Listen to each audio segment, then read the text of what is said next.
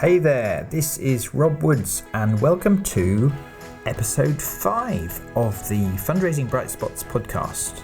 This is the show for anyone who works in charity fundraising and who wants ideas and inspiration for how to raise more money, love their job and make a bigger difference. And on this episode, have you ever wished your charity would invest more in fundraising? Or if you're a fundraising head or director, have you ever wanted to ask for greater investment in fundraising, but not known how to go about it? Well, then you're going to find this episode really interesting because we're going to dive deep into how to go about getting your trustees and senior leadership to make that crucial decision to invest. The episode is with an excellent fundraiser and fundraising leader called Adam Heuman, who's currently Director of Fundraising at the World Association of Girl Guides and Girl Scouts. This episode of the Fundraising Bright Spots podcast is brought to you by Bright Spot Mastery Programs. So if you need to increase income in corporate partnerships or major donor and trust fundraising, these programs will help. As well as the advanced strategies you learn on the training days, you receive one-to-one coaching to help you put those powerful techniques into practice. To find out more about the Corporate Mastery and Major Gifts Mastery programs, head over to brightspotfundraising.co.uk. So, hello and welcome to the podcast. Adam Heuman, can you hear me? I can hear you. Great to be here. Hi, Rob. Thanks for joining us, Adam. I know you're as busy as ever at the moment. So I know the listener doesn't know this, but I've known and worked with you for many years. And your latest job, let me get this right, you're Director of Engagement at the World Association of Girl Guides and Girl Scouts. Just initially, what does that include? That's more than just fundraising, isn't it? That's more than just fundraising. So I look after fundraising, advocacy and communications, and Girl Guiding as a movement works with 10 million girls in 150 countries throughout the world. Okay, massive job, massive opportunity, massive mission. I'm so grateful you made time to join me on the podcast because there's this crucial topic, I think. I've read several blogs and I've seen several people on conference platforms almost speaking about and almost haranguing leaders of fundraising that are fundamental to grow your fundraising is to secure more investment into fundraising. And just occasionally there are a few helpful tips there, but overall I have found myself agreeing that it's needed, but myself and other people in the audience, we wanted to do it, but it's just quite a hard, difficult thing to do. So I wanted more of the how one goes about that. I know you gave a talk at our breakfast club a few months ago in which you unpacked 3 or 4 specific things you seem to have done, and you really helped the audience, not least because you've gone and done it 3 times. So I know I'm getting ahead of myself here, but do you want to just, without so much going into the how, initially give us a bit of why you feel you have learned some things about how we go about securing investment in fundraising from the board? Yeah, I think you're right. It's a massively important topic, and I don't think enough people talk about it. You know, we talk in conferences about how we won big corporate partnerships. So I talk a lot in conferences about how, when I was at Plan UK, we won Barclays, AstraZeneca, Credit Suisse, CNN, Chelsea, Unilever, Reckitt Benckiser, CBRE, how we won our first £1 million gift, how we grew our trust fundraising. You know, we talk about those stories and we talk about the pitches, but actually the most important ask that we made at Plan was to the trustees to invest in our new business fundraising. Mm-hmm. Without that, we couldn't have done anything else. You know, teams are at full capacity. We hear it every day. And without looking for something that unlocks an extra investment, you can't do any of the forward-thinking, progressive, proactive stuff because you just don't have the time. You don't have the resource. Mm. And I've done that at Plan UK. I did it recently at World Association of Girl Guides and Girl Scouts, where it's such an incredible cause where young women are doing these amazing things throughout the world. They're changing the law on child marriage. They are campaigning right now in Malaysia actually to outlaw child marriage. It's a huge problem, and yet we weren't doing enough proactively to raise money for them. Mm-hmm. But I've also done it for a tiny charity, a charity where we're talking about £5,000 of investment. But at that charity, as the first ever full-time member of staff, that was a big thing. And the the money was just for, a subscription to trustfunding.org. It was for a computer and an internet connection, because I'm genuinely that old. Yeah. But it was still just important, because without that investment, we wouldn't have unlocked the huge growth we had in that charity. We tripled the number of children we work with. And it started by asking the trustees to invest their reserves. So my understanding, top line, is 3 different organisations you've worked with, including that very small one initially, and then Plan, and now where you work right now. 3 times running, you felt you couldn't not. I mean, you didn't necessarily do it immediately, but there was a point when you worked in each of those places, you felt, because I care about this mission and this cause, I can't not try to get the resource to grow our ability to help. And it was also a sort of I think the last time we spoke about it, it felt like almost a moral imperative. How can I not, was the question that you felt burning in you. And then even if at the time you didn't have this recipe of, the 4 master steps or whatever it is that you and I worked out the other day, it started from needing to at least ask and ask as confidently and persuasively as you could. First of all, do you want to just speak to that idea? And then after that, maybe I think our listener is going to be keen to hear what are those 3 or 4 things that you have found to be useful techniques in that process. But kind of what's your attitude to the, if the listener is thinking, well, it's quite hard, maybe we should just play safe and keep on as we are. What would you say to them? That's a good question. I think you're right. It starts from the cause. So if I think about my current role, I can tell you stories of Girl Guides in Malta who have changed the law. I've had the Maltese government talk to my team and say, it was your Girl Guides that enabled us to change the law to outlaw FGM for the first time 3 years ago. I've heard of Girl Guides in Togo who, working with the UN, managed to train 50,000 teachers with no external funding, just their own proactive network, on an anti-violence curriculum that's now taught in schools in Togo. I can tell you that, a month ago we had Girl Guides campaigning outside the Malaysian Parliament with 156,000 signatures, not just from Girl Guides, but from youth groups across Malaysia, saying we must end child marriage. There was a case in Malaysia of a 41-year-old man marrying a 12-year-old girl, and other 12-year-old girls who were in the Girl Guiding movement say that's not what we want. We have to outlaw that. We have to close these loopholes in the law. And when you've got that amazing network of, in my case, young women all over the world doing amazing things, but it's massively underfunded and they're doing all these things on a shoestring, imagine what they could do if they had actually quite small amounts of money to bolster what they're doing. And then the question becomes, well, how are you going to do that? Are you going to squeeze your team even harder, as if they're not working hard enough and the problem is that they're just a bit lazy, so we need to squeeze them harder and get more money out of them? Or are we going to think, you know what, that's not reality. In order to get more return, you need more investment. Every business knows that. Every football club knows that. Every organization in the world knows that, except certain charities. And we need to change that mindset, because fundamentally it's a really obvious statement, but your income, your return is based on what you put in.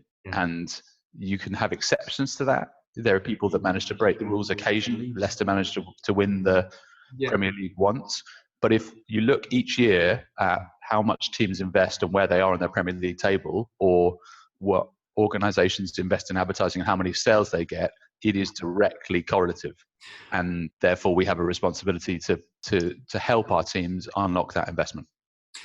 Yeah. So a key bit of your advice the other day was that each time you've done it, you didn't know all of the how you were going to get there. Yeah. And yet somehow you needed to do this, conjuring tricks, the wrong metaphor, but you needed to have certainty and convey certainty that I'm going to get you these outcomes, even though at the time you didn't yet know, for instance, what proportion of that income would come from corporate versus trusts versus... Can you try and convey to us how you managed to pull that off? This is the myth, right? That this is a conjuring trick, or this is something magic that some people are doing and others aren't. This is totally standard for every business in the world. If you invest in an IT infrastructure or solution, you don't know exactly your path of how you're going to get from A to B. You know where B is, you know what you need to get to. You need to have a fully integrated CRM solution or whatever it is. And your first step will be to recruit an IT project manager to help scope out the build. That's normal. And that's normal in every business, in every walk of, every sector. If you knew how to do it, if all the steps were there, then you'd have done it already. You should know, and you should have a good idea of what the expected return is and what your level of certainty is and why. So for us, it's because we have a great cause. We have all those different stories that I talked about, and I could talk for hours just on those stories. And yet annually, if you looked at our average income from 2010 to 2016, we raised 1.7 billion a year. And you tally up 150 countries, 10 million girls, these extraordinary stories of impact, whether they're in America, Malawi, Madagascar, Malta, South America, etc. And you tally that with 1.7 million of external funding, it just doesn't make any sense. And therefore, we've got a big growth opportunity to do far more. And that's what we're therefore talking about, the fact that we're underweight at the moment, we're underperforming. Not that the team's underperforming, but that the charity is in fundraising terms. And we're looking for investment for us to take our first steps to remedy that. So if the listener had been considering building a case and going and seeking extra investment because that's a way to do more good, what I'm hearing from you is a couple of things which are fundamental. Number one is, in order to get your own emotional fuel or emotional resource, moral courage and so on, starting with the difference you are making and therefore the difference you could make to even more lives. And then after that, moving into, I sense what you've done when you've succeeded in this is you've built that logical graph with the numbers of what we have done so far with this amount of investment and projecting up how much more we would like to do. Is that roughly right? Yes, but because you don't know what it is you're going to do. You don't know what the next 3 years are going to look like politically, economically, socially, or within your charity. So you have to accept that. What you can say is, here's the profile of previous performance. Yes. And I guess what I did is I asked the question of the trustees, what do you see as the potential of this charity? Where do you think we should be? If we're an organization that reaches all these girls and young women, that does these incredible things to build the capacity of our member organizations who deliver phenomenal change to girls all over the world, what should we be bringing in? What should we be raising on behalf of our members? And to me, the answer is very obviously more than 1.7 million. And to most boards of trustees, they'll say the same thing. And they'll probably say, no one's ever asked us that before, or they haven't asked enough. So you're getting them to think, well, what could we be? In some cases, they would have said, well, they did say, we want to be raising £1 per every girl we have, or £5 for every girl we have. So that means we're a 10 million or a 50 million or 100 million charity. And that's where you're putting the stakes. Yes. Once they're aligned with that vision and they're kind of dissatisfied with where they are at the moment, that's when you can outline steps for how you get there. And as you say, I didn't know the plan in any of the cases that I did this. I could have told you the process. I could have told you, right, we're going to prospect in these areas and we're going to look through these. We believe our high potential areas here. We think we have a great fit here. But you don't really know until you start making those calls and testing the market. And you can't do that until you have a team. In the case of Plan, when I joined Plan in 2012, I was answering the phones. If there was a new business inquiry, it came through to me. So until the trustees invested in new business capacity of a proper team of people who are skilled, who have the knowledge, have the experience to drive that forward, and who have the resource and the time, we're always going to be limited. So for me, it's about positioning that vision.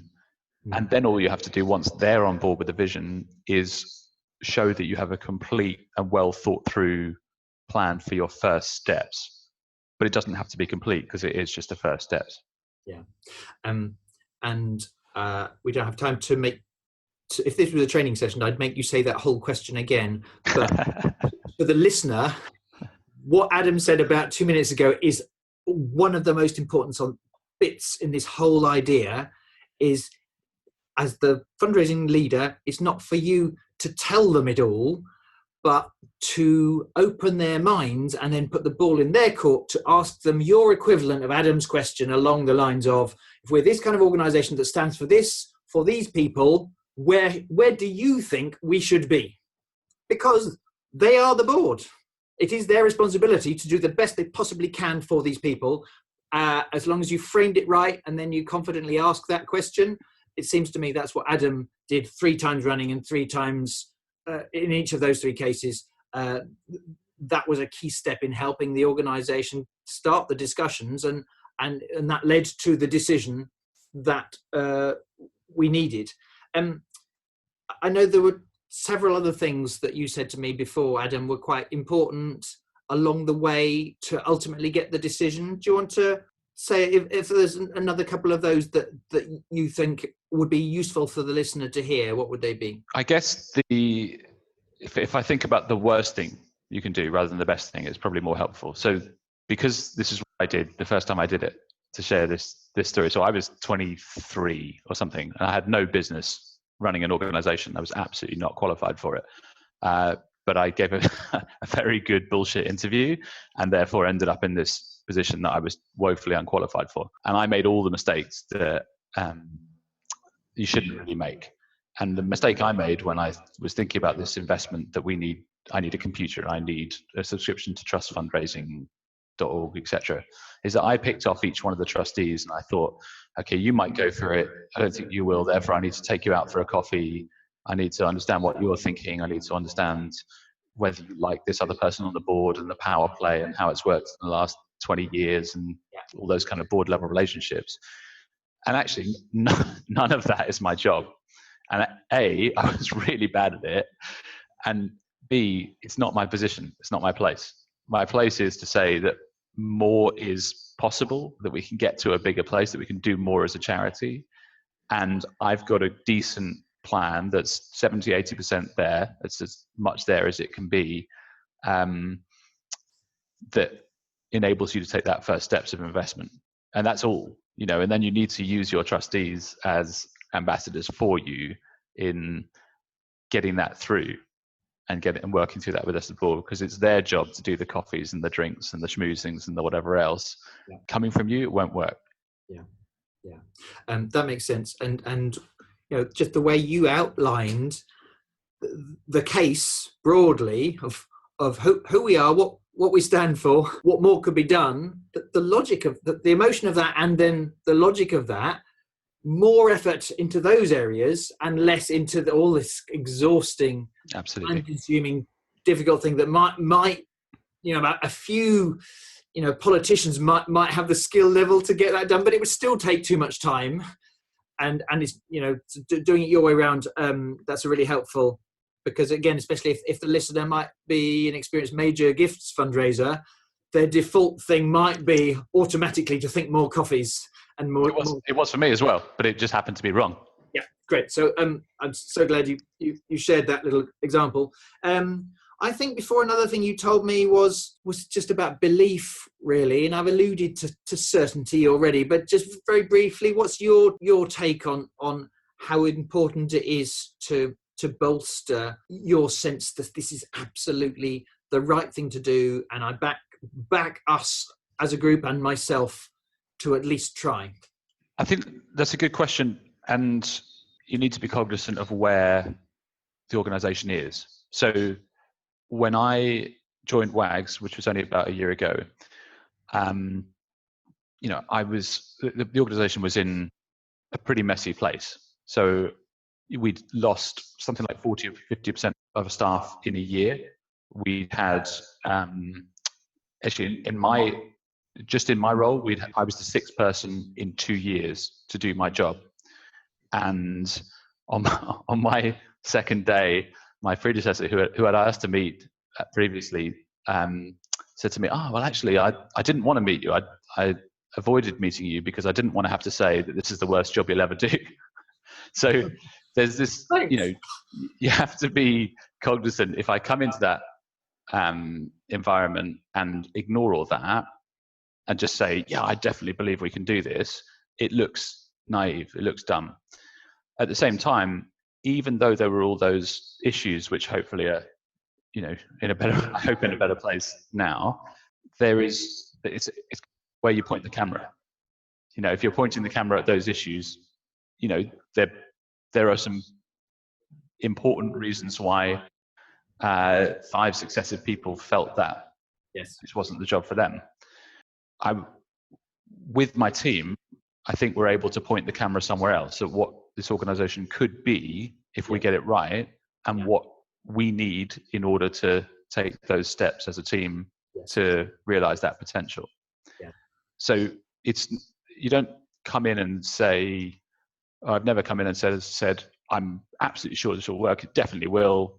Just trust me, it'll be fine. Because you're playing with real, genuine income that people have given you, that the organization is reliant on in terms of reserves. You can't sort of just bullshit your way through of it and it's fine. It needs to be based on where you are, but also you should be sure as a fundraising director that your team has more potential to raise more money with more investment. If you're not sure of that, if you're not sure that your cause is worthy of more investment, or your team aren't the right people to deliver it, you might want to look at the job pages, because it might be that you're in the wrong role. I can't conceive of a situation where a fundraising director thinks, well, we're about right, I reckon we're about right in terms of funding. It's fine. Yeah, our team isn't great, but I'm not going to change it. That's just not, that's not what your job is. So you need to have a lot of certainty that you're the right person to deliver that change. But I think that is your job as a fundraising director. I think the other thing you mentioned before is in terms of the timing being important. What did you mean by that in the context of seeking investment? I would say when you start a new job, that's to me the time that you need to be having this conversation. Not necessarily asking them, but one of your first jobs as a fundraising lead coming in is to understand the appetite for investment, and that you shouldn't miss that window. We aligned ours to our strategic planning cycle. So I asked for investment in the beginning of 2018, and we run on a 3-year cycle that goes from 2018 to 2020. So it made sense. I think I would be imploring everyone that it doesn't wait for the magic time when weather conditions are right, and off the eastern seaboard, the full moon at 3:00 in the afternoon in eastern Savada. I think it's imperative that you get in front of this and start positioning you and your team for investment. And I think that's true whether you're a fundraising director, whether you're a manager, whether you're a head of department, whether you're a fundraising officer, that if you think more could be done in your area with a little bit more investment, it's beholden on you to outline the case for that investment and what you need to make it a reality. That makes sense. So just before we finish this topic, there may have been some other thing. You're pretty experienced and pretty successful in this area of leadership. Is there anything else that occurs to you that you think is interesting or useful for the listener to bear in mind if they're taking it to heart and they after this podcast they're going to have a think or a conversation with a colleague about doing something about this idea? Is there anything else that hasn't come out yet in this conversation that you think would be useful? I think how you align it with the rest of your organization. For me, the hardest part of fundraising is never raising the money. It's what that money is funding. And I've worked at so many causes where that link is not right, because we want the money so much that we're being led by our donors and what they want, not what actually our cause is all about. So we end up kind of selling ourselves and pretending something we're slightly different to we are, stretching our mission and our scope as a charity, and fundamentally not doing the wrong things, but not doing the best things possible to help our beneficiaries. And so to me, it's working with the rest of the organization to put that case forward. So for example, what I mean is at WAGS, I worked with the rest of the leadership team to say, okay, we're not going to put loads of investment cases that compete with each other. We're going to put one investment case, or actually we integrated it, but we're going to put one investment case, and in that fundraising case, we're going to make clear that if we're successful in that fundraising, if that 350k of investment leads to 1.6 million of income and return, here's what that 1.6 million will do. It will benefit our members in these ways. It will grow our capacity building infrastructure so that we can help our members get to a different stage in finance and governance and safeguarding. It will help our programs team in particular ways. So it's not just that you're raising, that's probably the biggest bit of my investment case. It wasn't we can raise more money, because I think everyone could raise more money. It's that there is a unique opportunity in this organization to raise more money for the right things that are going to make a big difference for most people, for our beneficiaries, in our case, for our members, in order for them to make a difference for their beneficiaries. Yes. And because we were able to outline that, it then makes sense as a trustee. Whereas you can very easily otherwise end up with fundraising making a case over here, marketing saying something a bit different. Your different teams across the organization competing with each other instead of going in with an integrated ask as a leadership team. Yeah, that makes sense. I need to stop us there, Adam. Thank you so much for all your ideas that you've shared with us today. So many great little stories and examples, and then also just some wonderful little tips. I look forward to our next chat, because I always learn so much when I talk to you. But until the next time, thank you for helping out the listeners, and I look forward to speaking to you about more fundraising and leadership things another time. Thank you, Adam. Goodbye. My pleasure. So I hope you found Adam's ideas and examples as helpful as I did. If you'd like to go back to the key ideas we explore in this episode, do take a look at the show notes on our Bright Spot website.